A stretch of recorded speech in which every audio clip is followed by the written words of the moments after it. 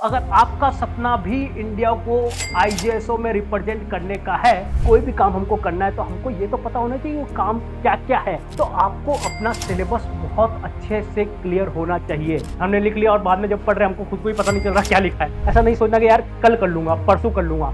ऐसा करोगे तो बेटा फिर क्या होगा, धीरे धीरे बैकलॉग बढ़ता जाएगा। कई बच्चे क्या करते हैं, यार मेरा तो फेवरेट सब्जेक्ट फिजिक्स है, मैं ज्यादा इंटरेस्ट आता, मैं फिजिक्स ही पढ़ूंगा। आपको जो है आपकी क्लास के अंदर अटेंडेंस आपकी नियरली 100% होनी चाहिए। हेलो बच्चों, कैसे हो आप? आई होप आप सब बढ़िया होंगे। तो बच्चों, अगर आपका सपना भी इंडिया को आईजेएसओ में रिप्रेजेंट करने का है तो ये वीडियो आपके लिए। तो हाँ बच्चों, हम इस वीडियो के अंदर ये चीज डिकोड करेंगे कि आईजेएसओ की जो फर्स्ट टेस्ट होती है एनएससीजेएस, उसको किस तरीके से क्रैक करना है, उसके लिए क्या क्या स्ट्रेटेजी होनी चाहिए। तो हाँ, हम स्टार्ट कर रहे हैं एनएससीजेएस स्ट्रेटेजी फॉर 2026। ठीक है, तो क्या क्या प्लान होना चाहिए वो हम समझेंगे, क्या क्या रोड मैप होना चाहिए, किन किन चीजों पे आपको फोकस करना है, वो सारी चीजें हम इस वीडियो के थ्रू समझेंगे। ठीक है, तो सबसे पहले जो चीज आपको सबसे ज्यादा ध्यान रखनी है वो है सिलेबस। बेटा बेटा कोई भी काम हम करते हैं, है ना, कोई भी काम हमको करना है तो हमको ये तो पता होना चाहिए वो काम क्या क्या है ना, उस चीज में क्या क्या चीजों की जरूरत पड़ेगी हमको, वो चीजें तो हमको पता होनी चाहिए। तो आपको अपना सिलेबस बहुत अच्छे से क्लियर होना चाहिए। अंधेरे में तीर मारने से कोई मतलब नहीं है। हाँ, जो अपना सिलेबस है आपको पता है, हम उससे ज्यादा ऊपर लेवल का ही पढ़ते हैं, उससे एक स्टेप ऊपर जाके ही पढ़ते हैं, that is a different story. But still आपको अपना सिलेबस बहुत अच्छे से क्लियर होना चाहिए कि ये मेरा सिलेबस है, ये चीजें मैं कर चुका हूं, ये चीजें मेरे बाकी रह रही है। तो सिलेबस आपका क्लियर होना चाहिए। और इसके लिए सबसे अच्छा प्लान क्या है? इसके लिए सबसे अच्छा प्लान यही है कि आपको अपना सिलेबस जो है, आपकी स्टडी टेबल जहां पे भी आप पढ़ाई करते हो वहां पे दीवार पे पेस्ट कर दो, है ना, ताकि आपके नजर में रहेगा, तो आपको याद रहेगा कि भाई ये चीजें मैंने पढ़ रखी है, उस पर टिक करते जाओ जो जो चीज आपने पढ़ ली है, ताकि आप जब रिवीजन करोगे तब भी आपको ध्यान रहेगा, है ना। तो ये चीजें आपको ध्यान रखनी है, आपका सिलेबस आपको बहुत अच्छे से क्लियर होना चाहिए। ठीक है, नेक्स्ट है नोट्स। बेटा जैसे ही हम आप कभी पढ़ाई करते हो, है ना, किसी क्लास के अंदर आप पढ़ रहे हो, तो टीचर जब भी पढ़ाता है, जैसे मैं भी कभी पढ़ाता हूँ, या बच्चे बोलते हैं सर इसको लिखने की जरूरत है कि ये तो हमको याद है, ये तो समझ में आ गया हमको, अब ये तो मेरे को याद रहेगा सर, जब तक मैं एनएससी दूंगा, इवन मैं आगे तब जब पढ़ाई करूंगा ये कंसेप्ट तो मेरे को याद रहेगा। ये हमको लगता है, हमारा माइंड इस तरीके से काम करता है कि हमको लगता है कि ये चीज हमको याद रहेगी, आगे तक रहेगी। लेकिन क्या होता है, जैसे जैसे टाइम खत्म होता है, जैसे जैसे 15 दिन 20 दिन खत्म होते हैं, हम वो चीज भूलने लगते हैं, है ना, हम धीरे-धीरे भूल जाते हैं कि क्या-क्या पढ़ाया था। तो उस टाइम पे क्या काम आएगा? उस टाइम पे आपके नोट्स काम आएँगे आपके लिए, है ना? क्योंकि वीडियो या क्लास या रिकॉर्डेड क्लास आप जाके कितनी बार देख लोगे, है ना? नोट्स हमेशा आपका साथ निभाएँगे, है ना?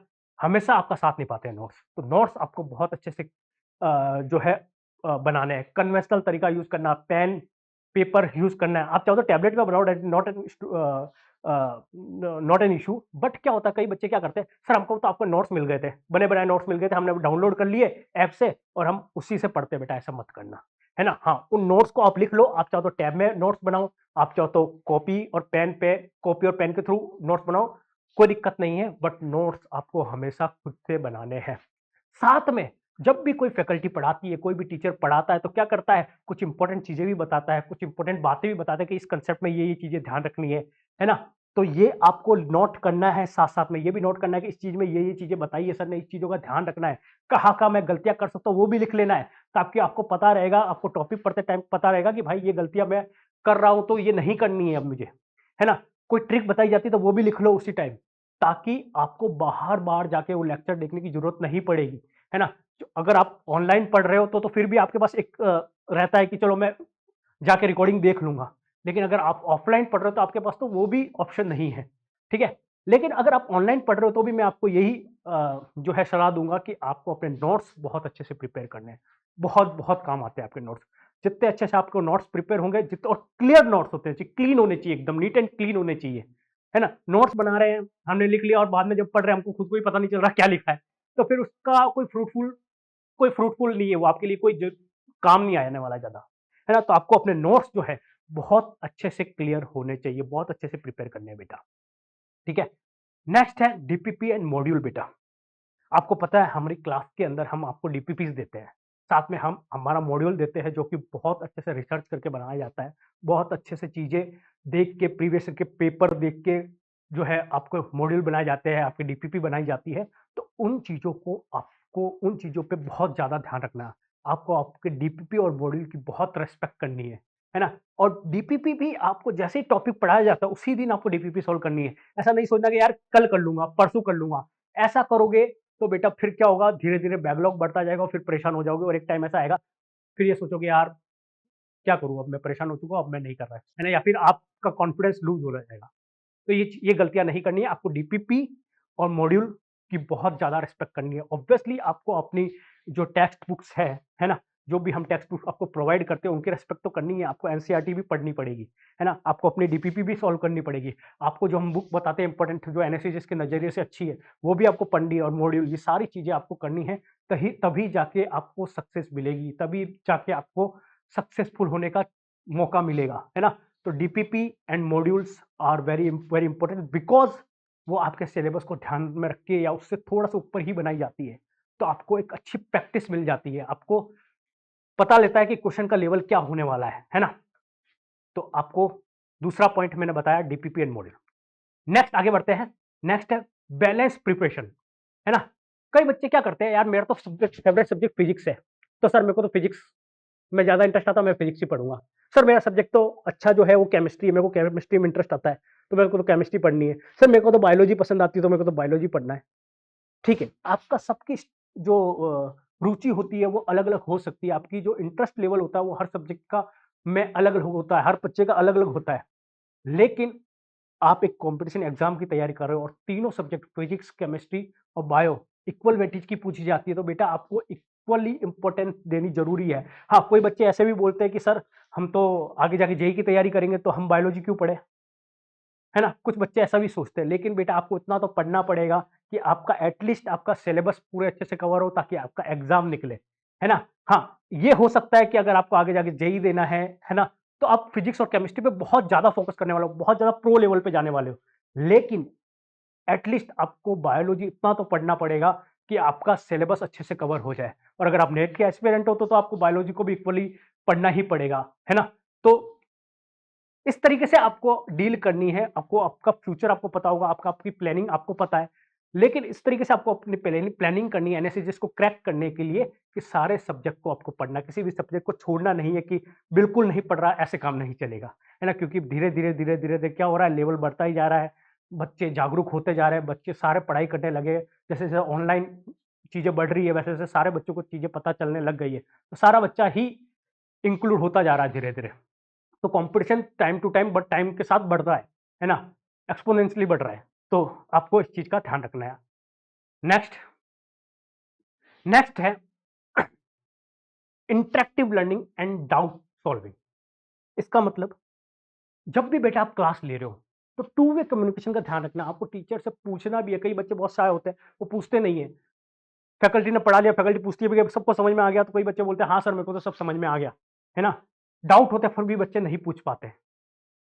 कुछ बच्चों का कॉन्फिडेंस बहुत कम होता है तो वो नहीं पूछ पाते, है ना? कोई बच्चे डाउट को पूछ तो लेते हैं लेकिन समझ में नहीं आता, तो वापस ऐसे ही नहीं बताते कि सर मेरे को समझ में नहीं है, तो बेटा ऐसा नहीं करना है। आपको अपने कांसेप्ट बहुत अच्छे से क्लियर करने हैं।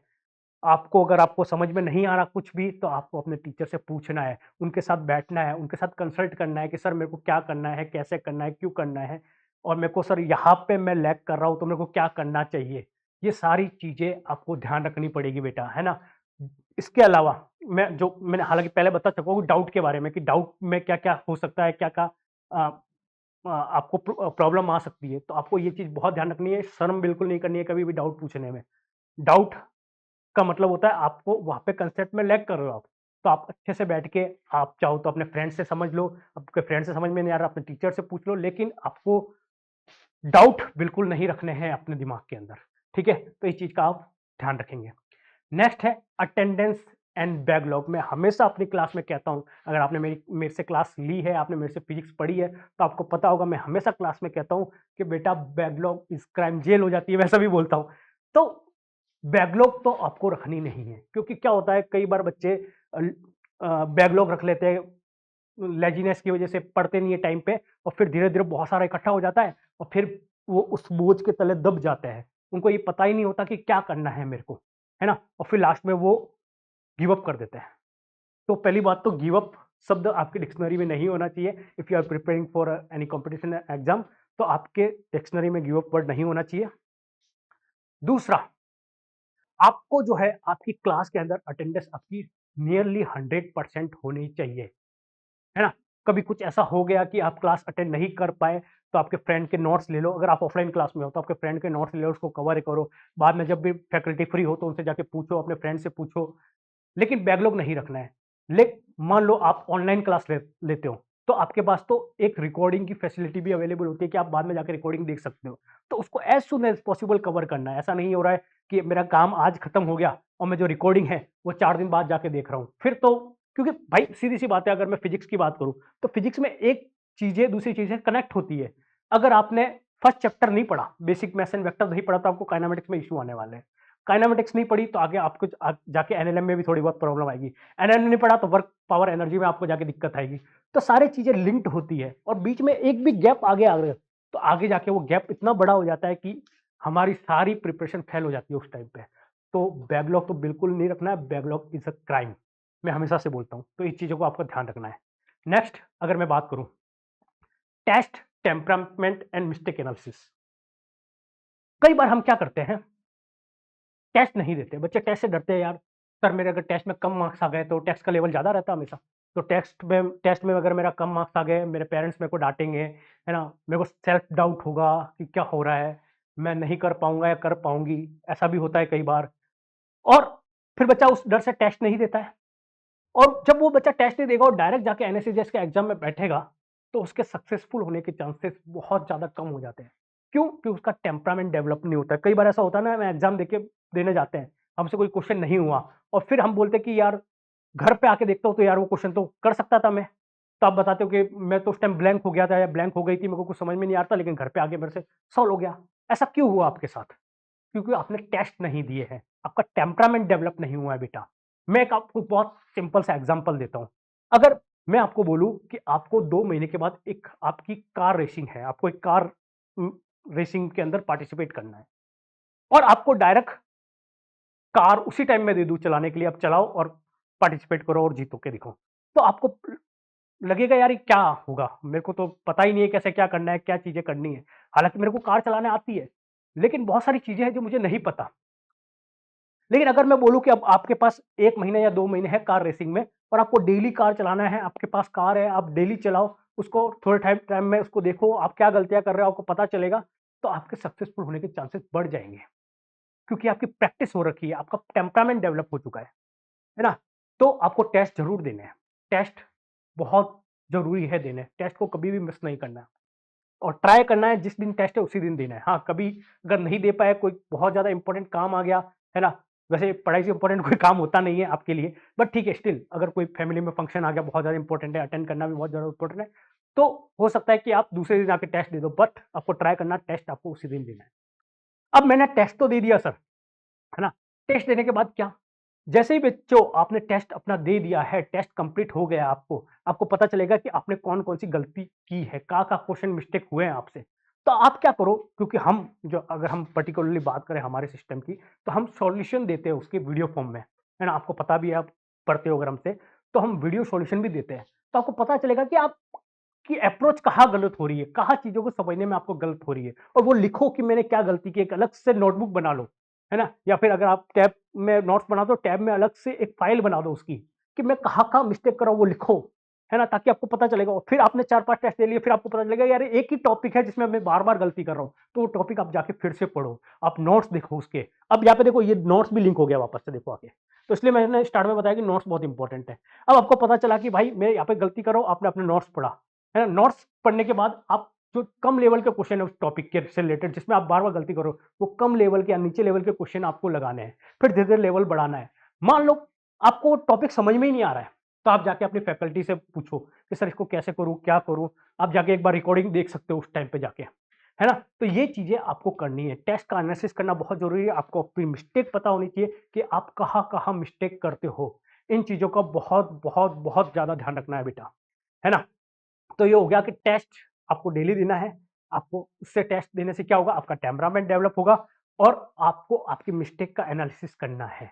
है ना? छुपानी नहीं है मिस्टेक। कई बार बच्चे क्या करते हैं, छुपा देते हैं, सर ये तो मेरे को आता था, मैंने कैलकुलेशन मिस्टेक कर ली, इसलिए सर गलत हो गया, नहीं तो मेरे तो पूरे मार्क्स आते हैं। तो बेटा वो चीज़ें दिख जाएगी जब एनएससीएस का रिजल्ट आएगा, है ना? कि आपने कितना किया है। लेकिन उससे पहले आपको कोई बिल्कुल भी शर्म नहीं करनी है कि मेरे से ये गलती हो रही है, होती है। सीख ही तो रहे हैं हम, है ना? तो गलती हो जाएगी, कोई दिक्कत नहीं है, बट उस गलती को सुधारना भी है हमें, है ना? उनको लेके नहीं बैठना है।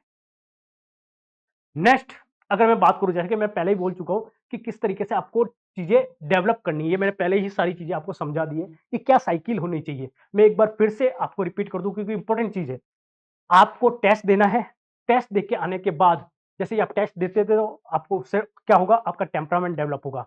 आपको टेस्ट भी, हाँ, एक चीज़ और मैं बता दूँ, आपको टेस्ट भी इस माइंडसेट के साथ देना है कि आपको ये समझना है कि मैं रियल में एनएसजीएस का टेस्ट दे रहा हूँ, है ना?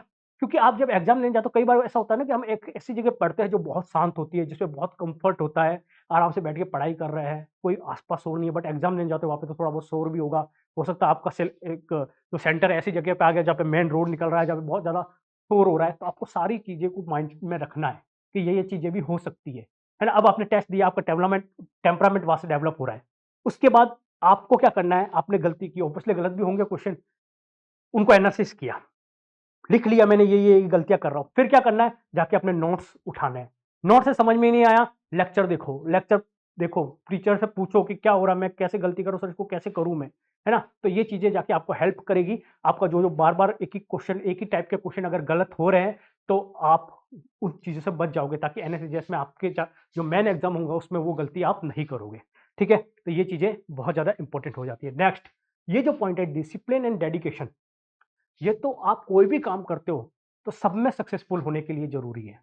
तो obviously if you are preparing for NSGS तो उसमें तो जरूरी है ही। क्या डिसिप्लिन आपसे एक्सपेक्ट किया जाता है? अगर मैं अपने लेवल पे बात करूं कि मैं आपसे क्या एक्सपेक्ट करता हूं, जो मेरे स्टूडेंट्स हैं उनसे मैं क्या डिसिप्लिन एक्सपेक्ट करता हूं, मैं सिर्फ उनको ये बोलता हूं कि बेटा जब पढ़ाया जाए तो आपको बहुत अच्छे से पढ़ना है। जब पढ़ाते हैं तो आपके दिमाग में खाली पढ़ाई होनी चाहिए, कंसेप्ट होने चाहिए। क्लास खत्म होने के बाद आपको डीपीपी सॉल्व करनी है ना? डीपीपी सॉल्व करनी है। नोट्स आप, कोई बच्चे साथ-साथ में बनाते जाते हैं, कोई बच्चे बाद में बनाते हैं, तो वो ठीक है। लेकिन आपको नोट्स भी प्रिपेयर करने हैं अच्छे से, फिर जैसे ही क्लास खत्म हुई, उसकी डीपीपी सॉल्व करनी है आपको, ठीक है? डेली का काम डेली करना है, ऐसा नहीं करना है, मैं पहले भी बता चुका हूँ कि कल करूँगा, परसों करूँगा, नहीं। डेली का काम डेली करना है। तो ये डिसिप्लिन आपके अंदर होना चाहिए। डिसिप्लिन और कहाँ चाहिए? Live class. ट्राई करो ज़्यादा से ज़्यादा लाइव क्लास लेनी है आपको। आपका टारगेट, आपका ध्येय यही होना चाहिए कि मेरे को 100% लाइव क्लास लेनी है।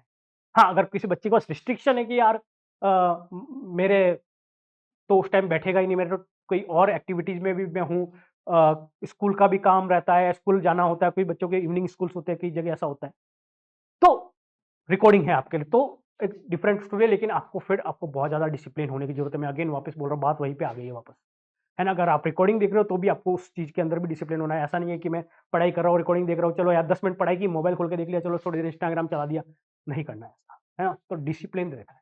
डेडिकेशन आपके दिमाग में ये होना चाहिए, मेरा टारगेट है एनएसजीएस 2026 को कॉन्कर करना है, मेरे को कुछ करके दिखाना है ना? मेरे को बन के दिखाना और मेरे को क्लियर करके दिखाना है। तो उसके लिए क्या-क्या करना पड़ेगा मेरे को, उन सब के अंदर आपके दिमाग में ये चीज़ें बहुत क्लियर होनी चाहिए और आपको उसके पीछे लग जाना है डेडिकेटली, है ना? फिर रिजल्ट ऑब्वियसली भगवान के हाथ में है, मेहनत करना हमारे हाथ में, तो वो हमारा ऐसा नहीं होना चाहिए कि कल को रिजल्ट कुछ भी आए, ठीक है? चलेगा, आगे भगवान बहुत और भी मौके देगा। लेकिन हमारे दिमाग में ये तो होना चाहिए कि भाई मैंने अपनी तरफ से कोई कसर नहीं छोड़ी, ये दिमाग में होना चाहिए। कल को जाके रिग्रेट नहीं होना चाहिए कि यार मैं ऐसे कर लेता तो और ज़्यादा अच्छा होता, है ना? आपको अपना 100% देना है, फिर रिजल्ट देखते क्या आता है। लेकिन आपको अपना तो 100% देना, 100 नहीं 200% देना है, ठीक है? इस चीज़ का आपको ध्यान रखना है। तो मैं एक बार जितना भी मैंने बताया वो मैं फिर से रिपीट कर देता हूँ, आपको अपना सिलेबस बहुत अच्छे से कवर होना मतलब क्लियर होना चाहिए, आपको अपनी डीपीपी अच्छे से सॉल्व करनी है, लाइव क्लास लेनी है कि ट्राई करनी है, नहीं अगर अवेलेबल हो उस टाइम पे, तो आप रिकॉर्डेड जाके देख सकते हो, है ना? इसके अलावा आपको नोट्स बहुत अच्छे से प्रिपेयर करना है, डिसिप्लिन रखना है, डेडिकेशन रखना है, ये सारी चीज़ें अगर आप करते हो, तो आपके सक्सेसफुल होने के चांसेस बहुत ज़्यादा बढ़ते हैं, है ना? तो मैं यही विश करूँगा कि आप सब बहुत अच्छा करें एनएससीजेएस में और भारत को आगे जाके आप रिप्रेजेंट करें। तो इसी के साथ मैं आपसे विदा लेता हूँ। थैंक यू, मिलते हैं।